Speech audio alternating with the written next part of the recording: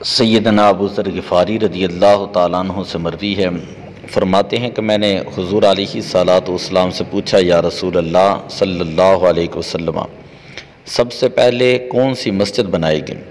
فرمایا مسجد حرام۔ میں نے سوال کیا اس کے بعد کون سی مسجد بنائے گی؟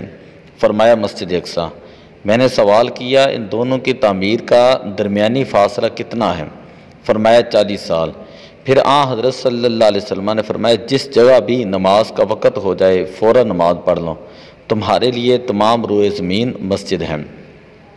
تو اسی طرح ایک حدیث پاک کے اندر ہے کہ حضور علیہ الصلوۃ والسلام نے ارشاد فرمایا، بخاری شریف کی یہ بھی حدیث ہے، لا تشد الرحال الا الی ثلاثۃ مساجد، کہ سوائے 3 مسجدوں کے کسی اور مسجد کی طرف ثواب کی نیت سے سفر نہ کرو۔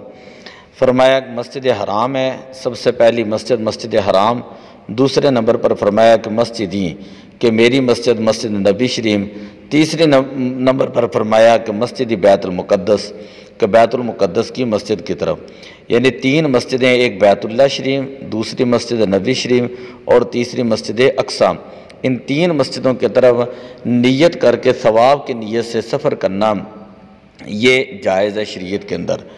اور مسجد اقصیٰ سے ہم اس لیے پیار کرتے ہیں، محبت کرتے ہیں کہ یہ انبیاء علیہم الصلوۃ والسلام کی سرزمین ہے۔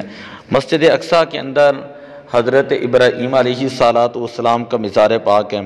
مسجد اقصیٰ میں ایک جگہ ایسی ہے جہاں پر حضرت عیسیٰ علیہ الصلوۃ والسلام کی پیدائش ہوئی، اور مسجد اقصیٰ میں ہی حضرت سلیمان علیہ الصلوۃ والسلام کا مزار ہے، آپ نے اس کو تعمیر فرمایا، اور حضرت داؤد علیہ الصلوۃ والسلام کا مزار پاک بھی فلسطین کے اندر ہی ہے۔